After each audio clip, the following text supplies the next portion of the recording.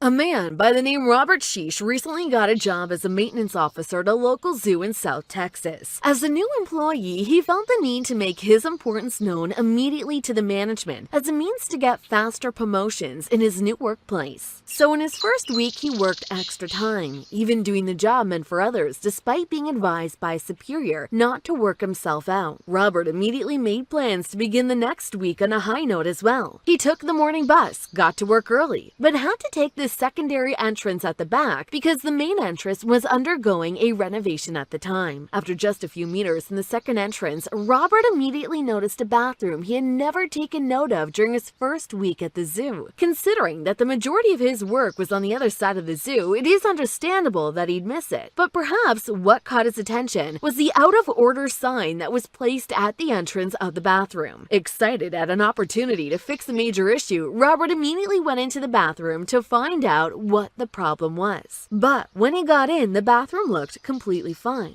He left the bathroom scratching his head in confusion. But the moment he turned his attention to the animals, he immediately screamed out loud, "Why are there people in there?" To the confusion of people around him, they all assumed he was probably still tired from the work he did a week earlier. But he reassured them that he knew exactly what he was seeing and even underwent the assumption that they were pulling a prank on him. Frightened at the sight, he made a video recording and posted it on Twitter under the caption, "Is this some kind of sick joke?" The tweet was immediately detected and deleted by Foundation Twitter moderators, while Robert was located and treated with Class A anesthetics. It didn't take long for the Foundation to buy the property housing our today's subject, SCP-2429, or, as it is most commonly called, the Human Zoo.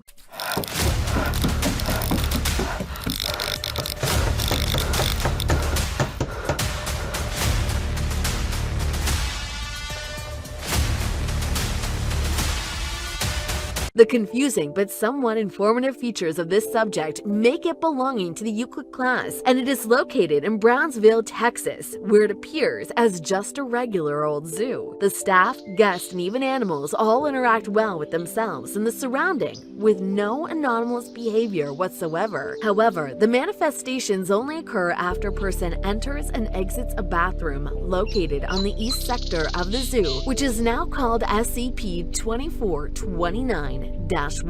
During containment, the Foundation made sure to block all access to this sector with wooden boards, but they still maintain the out-of-order sign to prevent unauthorized entry. Although it is under containment, SCP-2429 is allowed to operate as it usually does. Foundation operatives were also conveniently placed at various sections in the zoo to see to it that nothing out of the ordinary occurs. In the event that someone without proper clearance enters SCP-2429-1 for any reason besides an approved testing, such an individual is to be immediately apprehended for, in quotes, breach of containment and treated with Class A anesthetics. Likewise, if a person were to exhibit any signs or behaviors related to the effects of SCP-2429-1, such a person must immediately be treated with Class A anesthetics as soon as possible. The bathroom in question looks just like any other regular bathroom you'd expect to find in a public environment, but the effects are only felt once a person enters and exits. Upon exiting SCP-2429-1, the person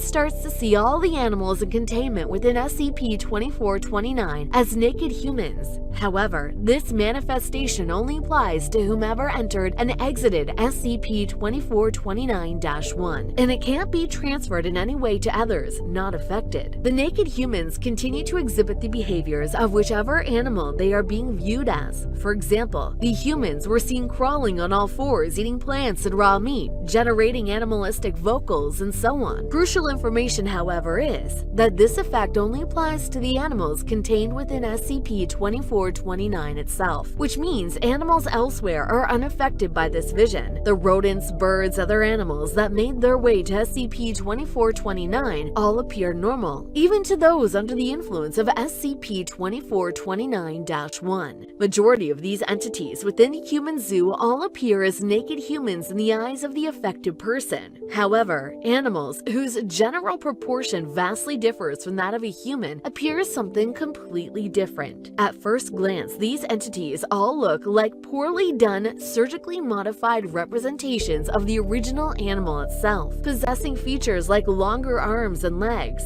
lengthened spinal cord and torso, and in some cases their skulls appear to be the shape of a snout. Of course, such a sight would definitely terrify anyone, which is why we can't blame Mr. Robert for his initial reaction. These entities, despite their human form, didn't seem to hold any level of human intelligence in them, and all attempts by the Foundation at interacting with or having an interview with the said entity proved pointless. Foundation researchers went also an extra mile by conducting a more thorough inspection of these entities after they themselves all passed through SCP-2429-1. The first conclusion was for the naked humans. The researchers confirmed that the humans all had adapted skeletal structure, which is a typical feature for people who walk on all fours. The second conclusion was on the surgically modified entities. Here, Foundation researchers observed that the entities often had some inflammation in their stitches, which for some was infected, and in some cases the stitches were partially broken, which led to severe open wounds on their bodies. Another observation was in the video and photos representation of these entities. All photographs and video recordings done on SCP-2429 entities all appeared as normal animals to unaffected individuals. However, affected individuals always see the entities in question, regardless of the time the video or photograph was taken. For such a peculiar subject, no one has been able to determine the true origin of SCP-2429. Despite an intensive Foundation-led investigation, the true origin was still unclear, but what they did find out was that the current management and corporate entities within the human zoo did not create or contribute these anomalous behaviors of SCP-2429. However, the current owner, Mr. Tony, did point out that he was aware something was wrong with SCP-2429-1, especially considering how the previous owner addressed it.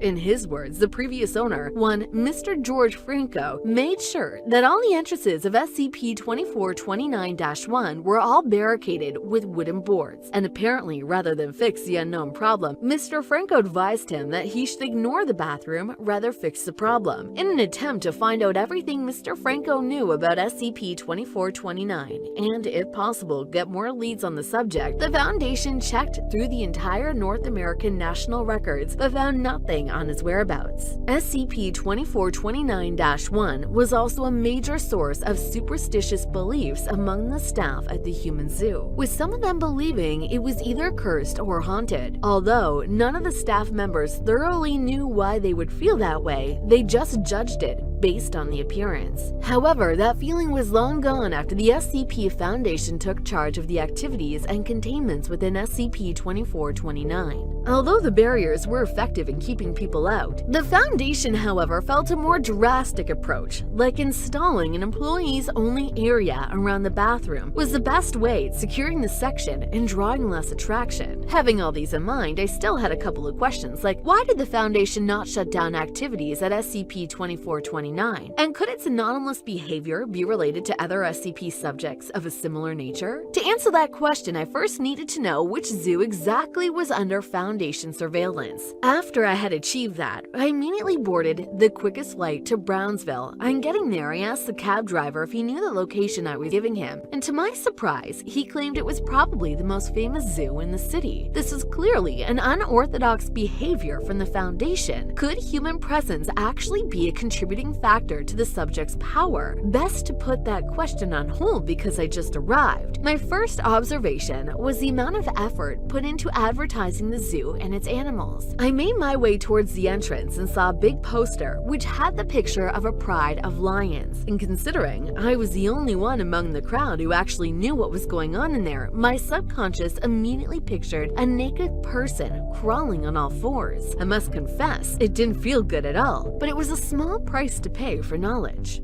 After I entered SCP-2429, I couldn't tell who among the crowd was an SCP personnel in disguise and who was an actual guest. But from the data I got online, I knew exactly what I was looking for. Once I confirmed the location of SCP-2429-1, I first had to create a diversion using the fire alarm, after which I activated a Trojan, which I sent into their mainframe a few minutes early and bought myself 5 minutes of freedom from video surveillance. I quickly made my way into SCP-2429-1 and came out immediately, but I was immediately confronted by a supposing SCP personnel. He asked me why I went into a restricted area, to which I replied I got frightened by the fire alarm. He gestured his hand towards a far left sector, insisting I follow him. Obviously, I brought up the whole stranger danger excuse, but he immediately brought out what I could only assume was a classic A anesthetic. But before he could give it to me, I brought out a taser from my bag and shot it at him. I made sure he was still breathing, took the anesthetic from the floor, and immediately ran away from the zoo before the surveillance came back.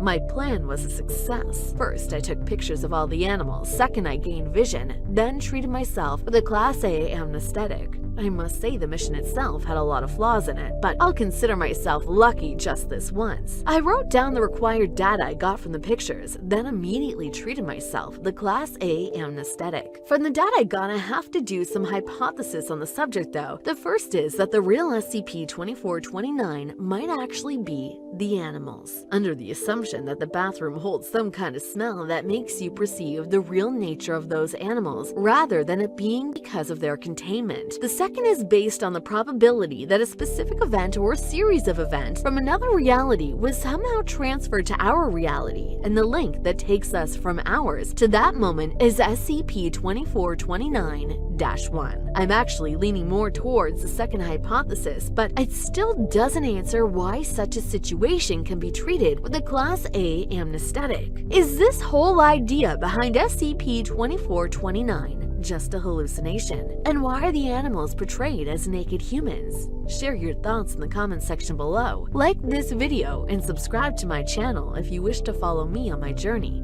at exposing the Foundation. This has been Detective Nicolette signing off.